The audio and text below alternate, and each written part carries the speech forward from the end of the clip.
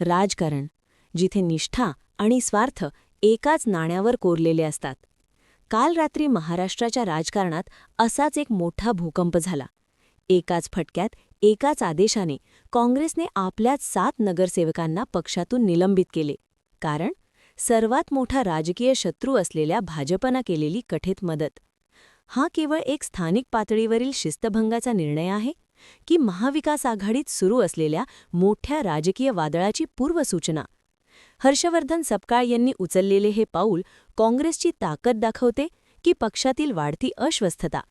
जेव्हा एक नगरसेवक आपला मूळ पक्ष सोडून विरोधी पक्षाला मतदान करतो, तेव्हा त्यामागे फक्त पैशांचा खेळ असतो की स्थानिक राजकारणाची अपरिहार्यता?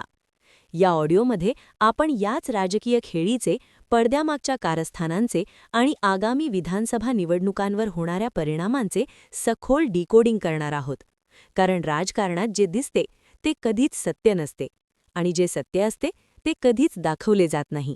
नमस्कार. राजकारणात पार्टी लाईन किंवा पक्षशिस्त हा अत्यंत महत्त्वाचा शब्द मानला जातो. पण जेव्हा स्थानिक स्वराज्य संस्थांच्या निवडणुका किंवा समित्यांचे कामकाज येते, तेव्हा ही शिस्त अनेकदा धाब्यावर बसवली जाते. ताजी घटना आहे काँग्रेस पक्षाची. पक्षाच्या अधिकृत सूचनेचं उल्लंघन करून भारतीय जनता पक्षाच्या उमेदवारांना किंवा प्रस्तावांना छुपी मदत केल्याचा ठपका ठेवत काँग्रेसने 7 नगरसेवकांवर निलंबनाची कुऱ्हाड चालवली आहे. हर्षवर्धन सपकाळ यांच्या नेतृत्वाखालील शिस्तपालन समितीने ही कारवाई अत्यंत वेगाने केली.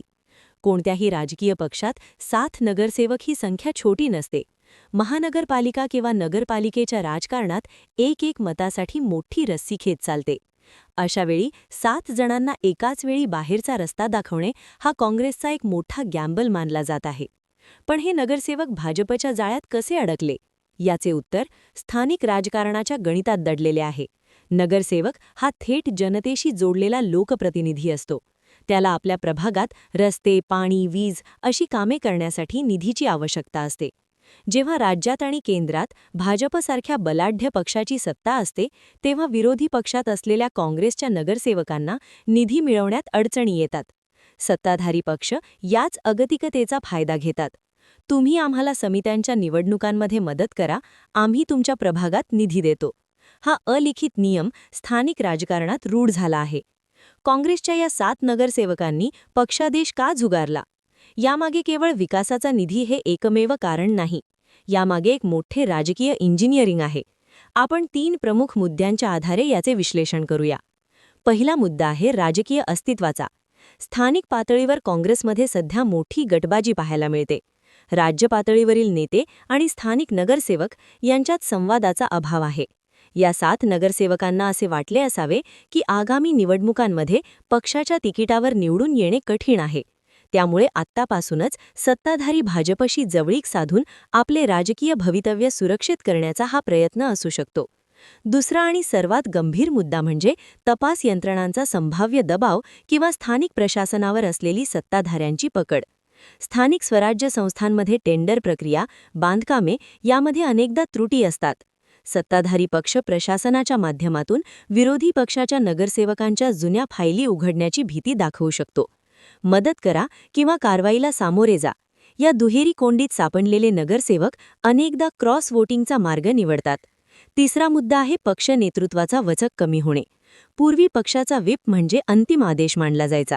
पण अलीकडच्या काळात राज्यात झालेल्या मोठ्या राजकीय उलथापालथींमुळे कनिष्ठ पातळीवरील कार्यकर्त्यांना असा संदेश गेला आहे की मोठे नेते जर पक्ष सोडू शकतात तर आपण का नाही? बंडखोरीला आता पूर्वीसारखे राजकीय पाप मानले जात नाही, तर ती एक राजकीय रणनीती मानली जाऊ लागली आहे. या घटनेकडे फक्त काँग्रेसचे अपयश म्हणून बघणे ही मोठी चूक ठरेल. हे भाजपच्या मायक्रो मॅनेजमेंटचे आणि अत्यंत आक्रमक राजकीय शैलीचे यश आहे.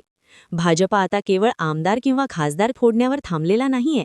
त्यांची रणनीती आता थेट वॉर्ड आणि प्रभाग पातळीवर पोहोचली आहे. भाजपला माहिती आहे की राज्याची सत्ता मिळवायची असेल तर तळागाळातील नेटवर्क मजबूत असणे आवश्यक आहे. काँग्रेसचे 7 नगरसेवक आपल्या बाजूने वळवून भाजपने एकाच दगडात अनेक पक्षी मारले आहेत. 1. स्थानिक स्वराज्य संस्थेतील समीकरणे आपल्या बाजूने वळवणे. 2. काँग्रेसच्या गोटात संभ्रम आणि अविश्वासाचे वातावरण निर्माण करणे. आणि 3. काँग्रेसचे लोकही आता भाजपसोबत येण्यास उत्सुक आहेत असा एक मोठा नॅरेटिव्ह जनतेसमोर सेट करणे. जेव्हा बातम्या येतात की काँग्रेसचे नगरसेवक भाजपला मदत करत आहेत, तेव्हा काँग्रेसच्या सामान्य कार्यकर्त्याचे मनोधैर्य खचते. आपलेच नेते जर सत्ताधाऱ्यांना मदत करत असतील तर आपण कोणासाठी लढायचे, हा प्रश्न कार्यकर्त्याला पडतो. भाजपला नेमके हेच हवे आहे. विरोधकांचे पॉलिटिकल मोराल संपवणे ही आजच्या राजकारणातील सर्वात प्रभावी शस्त्रप्रणाली बनली आहे. आता वळूया काँग्रेसच्या कारवाईकडे. 7 नगरसेवकांना निलंबित करणे हा सोपा निर्णय नव्हता. हर्षवर्धन सपकाळ आणि काँग्रेसच्या हायकमांडने घेतलेला हा निर्णय धाडसी नक्कीच आहे. पण राजकारणात फक्त धाडस चालत नाही, टायमिंगही महत्त्वाचे असते. या निर्णयाचे दोन्ही पैलू आपण समजून घेऊया. हा निर्णय मास्टर स्ट्रोक का असू शकतो? पहिली गोष्ट, झिरो टॉलरन्स. काँग्रेसने हा संदेश स्पष्ट दिला आहे की पक्षाशी गद्दारी खपवून घेतली जाणार नाही. तुम्ही कितीही मोठे नेते असाल किंवा तुमचे संख्याबळ कितीही असले तरी पक्षशिस्त सर्वोच्च आहे. दुसरी गोष्ट, डॅमेज कंट्रोल. जर या 7 जणांवर कारवाई केली नसती तर उर्वरित नगरसेवकांनाही बंड करण्याचे बळ मिळाले असते. या कारवाईमुळे संभाव्य मोठ्या बंडाळीला तात्काळ ब्रेक लागला आहे. तिसरी गोष्ट, एकनिष्ठ कार्यकर्त्यांना बळ मिळणे. जे कार्यकर्ते प्रामाणिकपणे पक्षासाठी झटत आहेत त्यांना या कारवाईमुळे न्याय मिळाल्याची भावना निर्माण होते. पण नाण्याची दुसरी बाजूही तितकीच धोकादायक आहे. हा निर्णय काँग्रेससाठी सेल्फ गोल का ठरू शकतो? पहिलं कारण, संख्याबळाची घट. कोणत्याही लोकशाही प्रक्रियेत नंबर्स म्हणजेच आकडे महत्त्वाचे असतात. एका रात्रीत 7 नगरसेवक गमावणे म्हणजे स्थानिक राजकारणातील मोठी ताकद गमावणे. यामुळे महापालिकेत किंवा समित्यांमध्ये काँग्रेसचे वजन लक्षणीयपणे कमी होईल. दुसरं कारण, भाजपला आयते उमेदवार मिळणे. हे 7 नगरसेवक आता अधिकृतपणे भाजपच्या वाटेवर जाऊ शकतात. आगामी निवडणुकांमध्ये हेच नगरसेवक काँग्रेसच्या अधिकृत उमेदवारांचा पराभव करण्यासाठी भाजपचे अस्त्र बनू शकतात. त्यांच्याकडे स्वतःचा जनसंपर्क आणि भाजपचा पैसा आणि रसद दोन्ही असेल. या निलंबनाच्या घटनेचा परिणाम फक्त काँग्रेसपुरता मर्यादित राहणार नाही. याचे पडसाद संपूर्ण महाविकास आघाडीमध्ये उमटणार आहेत. सध्या महाराष्ट्रात महाविकास आघाडी विरुद्ध महायुती असा थेट आणि अत्यंत अटीतटीचा सामना सुरू आहे. अशा परिस्थितीत आघाडीतील एका मुख्य पक्षाचे घर कमकुवत होणे ही मित्रपक्षांसाठी चिंतेची बाब आहे. शिवसेना ठाकरे गट आणि राष्ट्रवादी शरद पवार गट हे दोन्ही पक्ष सध्या आपापल्या अस्तित्वाची आणि पक्ष पुनर्बांधणीची लढाई लढत आहेत. त्यांना आशा आहे की काँग्रेस एक भक्कम आधारस्तंभ म्हणून त्यांच्यासोबत उभी राहील. पण जर काँग्रेसचेच नगरसेवक आणि नेते फुटत असतील तर आघाडीच्या एकजुटीवर प्रश्नचिन्ह निर्माण होते. आगामी काळात जागा वाटपावरून जे वाद होतील त्यात या घटनेचा संदर्भ नक्की दिला जाईल. तुमचे स्वतःचे नगरसेवक तुमच्यासोबत नाहीत तर तुम्ही जास्त जागांची मागणी कशी करू शकता, असा युक्तिवाद आघाडीतील इतर पक्ष काँग्रेससमोर मांडू शकतात. आता आपण या प्रकरणाच्या कायदेशीर बाजूचे विश्लेषण करूया. निलंबन झाले म्हणजे या 7 नगरसेवकांचे पद लगेच रद्द होते का? याचे उत्तर आहे नाही. पक्षातून निलंबित करणे आणि नगरसेवक पद रद्द होणे या 2 वेगळ्या प्रक्रिया आहेत. पक्षाने त्यांच्यावर शिस्तभंगाची कारवाई करून त्यांना पक्षाच्या प्राथमिक सदस्यत्वावरून निलंबित केले आहे. पण त्यांचे नगरसेवक पद रद्द करण्यासाठी पक्षाला जिल्हाधिकारी किंवा संबंधित निवडणूक आयोगाच्या प्राधिकरणाकडे पक्षांतर बंदी कायद्याअंतर्गत अधिकृत तक्रार दाखल करावी लागते.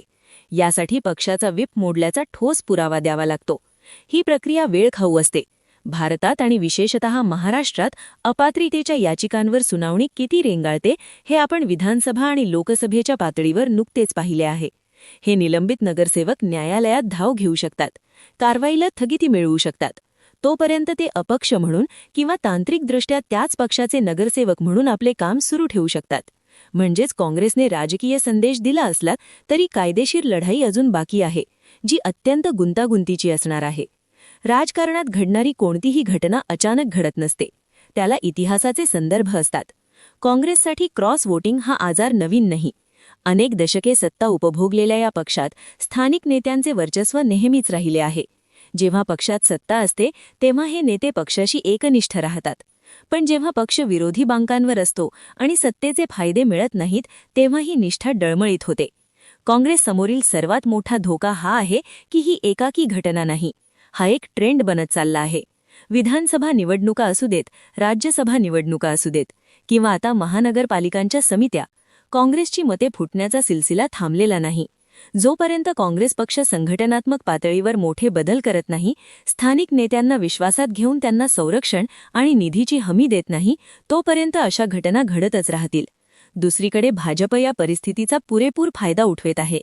आगामी महानगरपालिका आणि विधानसभा निवडणुका डोळ्यासमोर ठेवून भाजपने विरोधी पक्षमुक्त स्थानिक स्वराज्य संस्था हे अघोषित धोरण अवलंबिले आहे.